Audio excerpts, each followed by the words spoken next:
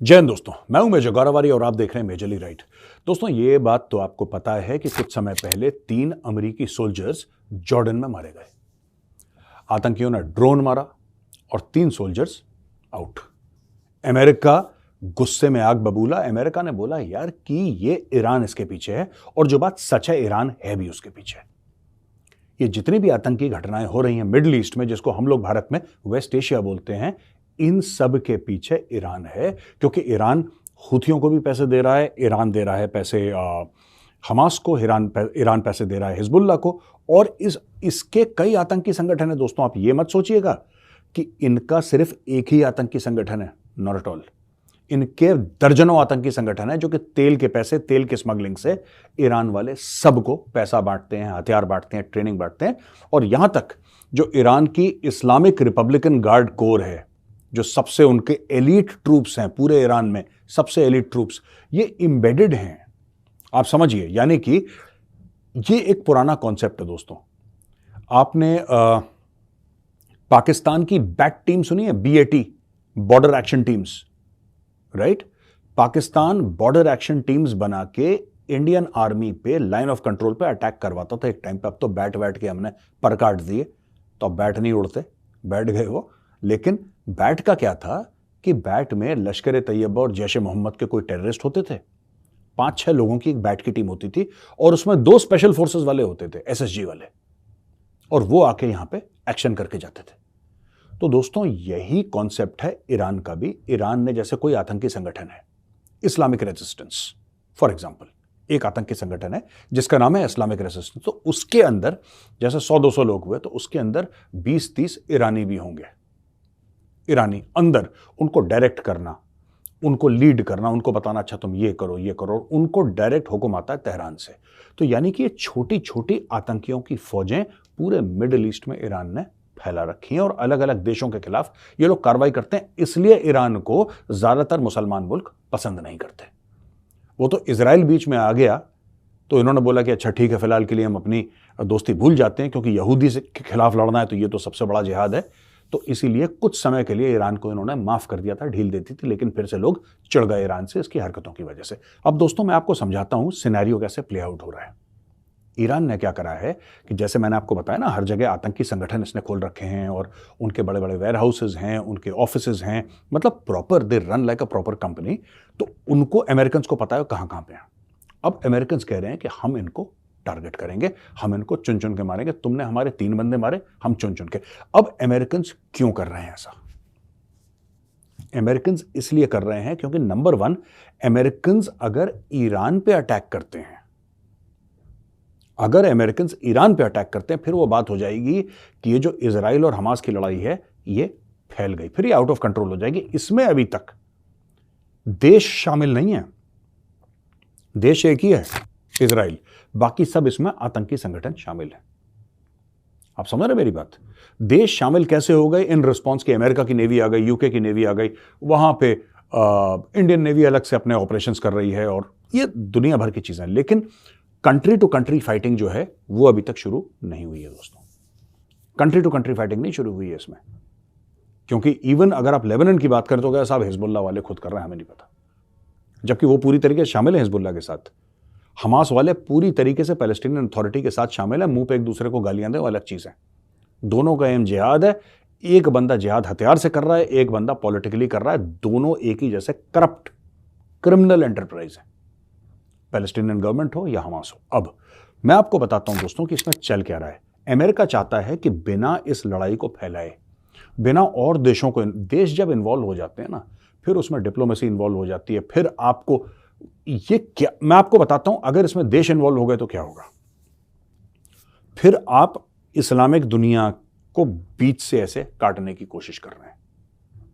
फिर इस तरीके से मामला हो जाएगा कि मुसलमान एक तरफ, दुनिया एक तरफ, फिर यह मामला हो जाएगा। और अमेरिका ये करना नहीं चाह रहा, क्योंकि इसमें ये काफी कॉम्प्लिकेटेड मामला हो जाएगा फिर। तो दुनिया में जो देश हैं उनको इन्वॉल्व मत करो, एंटी टेररिज्म ऑपरेशन करो, make it an anti terrorist operation, right? अब किसी भी इस्लामिक देश की फौज इतनी तगड़ी नहीं है कि ये 57 के 57 मिलकर अमेरिका से लड़े। मैं आपको बता रहा हूं, ये 57 के 57 इस्लामिक देश हैं, अगर ये 57 भी इकट्ठा हुए, ये अमेरिका फिर भी इनको ठोक देगा। लेकिन क्यों करे, फिर वो मामला फिर बहुत फैल जाता है, रायता फैल जाता है। इसलिए अमेरिका कह रहा है कि let us stick to counter terrorism and anti terrorism operations. तो इसलिए दोस्तों अमेरिका प्लान बना रहा है कि एक एक करके इन साइट्स को मारना है, इन साइट्स को ठोकना है, और यहां पे जितने भी आतंकी, इससे होगा क्या? इससे यह होगा कि ईरान का जो सपोर्ट बेस है, इससे यह होगा दोस्तों कि तो ईरान ने जो फैलावा कर रखा है हर जगह, जो ईरान ने एक प्रकार से इन सब जगहों पे, मैं देशों की बात नहीं कर रहा, कुछ कुछ जगहों पे जो अपना वर्चस्व ईरान ने कायम कर रखा है, वो वर्चस्व ईरान का धीरे धीरे खत्म हो जाएगा। ये ईरान के बाजू काटने का एक प्लान है और कुछ नहीं है। अमेरिका इनको ठोकेगा, इनके पूरे सेल्स खत्म कर देगा, और अमेरिका सिर्फ हवाई हमले नहीं करेगा। मैं आपको आज बताता हूं, आज आप मेरी ये बात नोट कर लीजिएगा, America will send in special forces. मैं ये नहीं कह रहा कि मरीन्स भेजेगा, मैं ये नहीं कह रहा कि अपना टैंक उतार देगा, नहीं। अमेरिका ने अफगानिस्तान से एक सबक सीखा है, खुद की जानें मत जाया करो। बहुत लोग हैं जो पैसे के लिए मरने को तैयार हैं, पैसा फेंको, तमाशा देखो। ये अपनी स्पेशल फोर्सेस, यहां पे नेवी सील ऑपरेट करेंगे, यहां पे डेल्टा फोर्स ऑपरेट करेगी, यहां पे ग्राउंड ऑपरेशन होंगे, they will call in air strikes वो, और ये बैठ के सीआईए और मोसाद प्लान करेंगे कि टारगेट्स कौन कौन से हैं, क्योंकि मोसाद का वहां पे इंटेलिजेंस टॉप क्लास का है, अमेरिकन का भी ठीक ठाक है। मोसाद का ज्यादातर जो इंटेलिजेंस है दोस्तों, उसको हम लोग कहते हैं ह्यूमेंट, यानी कि ह्यूमन इंटेलिजेंस। इनके सोर्सेज बंदे जो बताएंगे, ठीक है साहब मैं जानता हूं उस घर के दूसरे फ्लोर में कोने में बैठे हैं 10 टेररिस्ट उस ग्रुप के। That is the kind of intelligence that Israel has been able to develop in the middle east. American का इंटेलिजेंस थोड़ा सा अलग किस्म का है, उनके भी ग्राउंड के एसेट्स हैं, लेकिन America depends a lot on technical intelligence, signal intelligence, electronic intelligence, satellite. इस पे अमेरिका ने अरबों खरबों डॉलर इन्वेस्ट कर रखे हैं, और अमेरिका इस तरीके से ये दोनों देश मिलकर ऑपरेशंस करेंगे। तो ये दोस्तों जो लोग कह रहे थे ना कि लड़ाई फैली नहीं, मैं इनको ये बता दूं कि लड़ाई फैल चुकी है। अब दोस्तों जो IRNA है, जो ईरान की न्यूज एजेंसी है, वो कह रही है कि 4 न्यूक्लियर रिएक्टर और ईरान बनाने वाला है। ईरान का प्लान है 4 न्यूक्लियर रिएक्टर और ईरान बनाने वाला है, और 5000 मेगावाट एडिशनल इलेक्ट्रिसिटी जनरेशन की बात हो रही है। इससे अमेरिका के कान खड़े हो गए। देखिए मैं आपको एक बात बताता हूं छोटी सी, यहां पे मैं किसी देश की साइड नहीं ले रहा, पर मैं आपको एक फैक्चुअल बात बता रहा हूं दोस्तों कि ये चीज इजराइल अमेरिका को समझाते समझाते समझाते उनको दशक पे दशक हो गए, इतने दशक हो गए उनके, इतने हो गए कि वो उन्होंने हाथ जोड़ ले, कह रहे भाई इसको रोको। अमेरिका ने बोला नहीं, हम तो इनके साथ एंगेज करेंगे, हम बात करेंगे। इजराइल ने अमेरिका को 10 बार समझाया कि भाई ये बात करने वाले लोग नहीं हैं, ये लातों के भूत हैं, ये बातों से नहीं मानते, ये लगे रहेंगे। देखिए जब किसी आदमी ने ये बोल दिया या किसी मुल्क ने ये बोल दिया कि हम जिहाद के रास्ते पे निकल गए हैं, बोल दिया ना ईरान ने कि साहब हम जिहाद के रास्ते पे, अब वो उससे बात क्या करनी है, उसको निपटाओ, उसको निपटाओ, उससे बात मत करो। अमेरिका बात कर रहा है, हम बात करेंगे, हम ये करेंगे, हम वो करेंगे, हम ऐसा करेंगे, हमने डील साइन कर दी। They don't respect deals. ये जो पूरा कॉन्स्ट्रक्ट है ना कि आपने साइन कर दिया किसी कागज को और दोनों पार्टियां उस सिग्नेचर की इज्जत करेंगे, वो नहीं करेंगे। भारत ने डील साइन करी थी चाइना के साथ, चाइना ने उन डीलों को वायलेट करा है। हमने लाइन ऑफ एक्चुअल कंट्रोल के लिए डील साइन करी थी। क्यों हमारी आर्मी बॉर्डर पे बैठी है, क्यों हमारी जो आर्मी है वो चीनी फौज के आमने सामने आईबॉल टू आईबॉल है? ऐसा क्यों है? क्योंकि चाइना ने करार तोड़ा। ये कुछ देश हैं, ये पलट जाते हैं अपनी जबान से, ये इज्जतदार देश नहीं है, ये पलट जाते हैं। हमने डील साइन करी थी बहुत पहले 1972 में पाकिस्तान से। क्या डील थी आपको पता है? हमारी डील ये हुई थी पाकिस्तान से कि ठीक है तुम 1971 की जंग हार गए हो और जंग से कोई फायदा नहीं है, तो एक काम करते हैं, एक खास जगह जहां पे बहुत ज्यादा मौसम खराब है, जहां पे बहुत ज्यादा कोल्ड टेम्परेचर है, -40, -50, 18, 20 हज़ार, मतलब ऊंची ऊंची चोटियां हैं, वहां पे तुम्हारे भी फौजी तैनात हैं, हमारे भी फौजी तैनात हैं।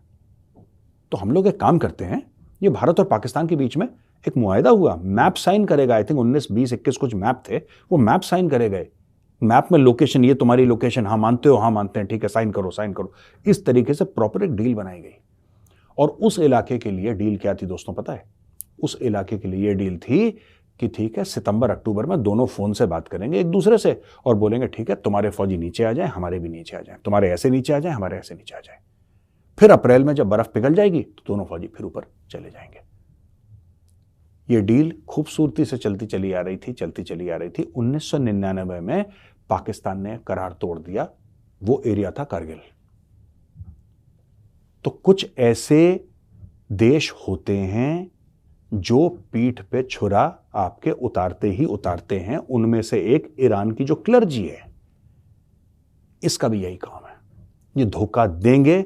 यही इजराइल इनको समझा रहा था, अमेरिकन को समझ में नहीं आया। अब जब लोग मर रहे हैं तो कह रहे हैं हम इसको मार देंगे, इसको मार देंगे। अरे तुम्हें 20 साल से इजराइल कह रहा है, 20 नहीं तो 30 साल से कि इनको निपटाओ, या हमें निपटाने तो तुम नहीं चाहते निपटाना, हम निपटाएंगे। नहीं तुम भी नहीं निपटाओगे, हम भी नहीं। चलो इनसे बात करते हैं।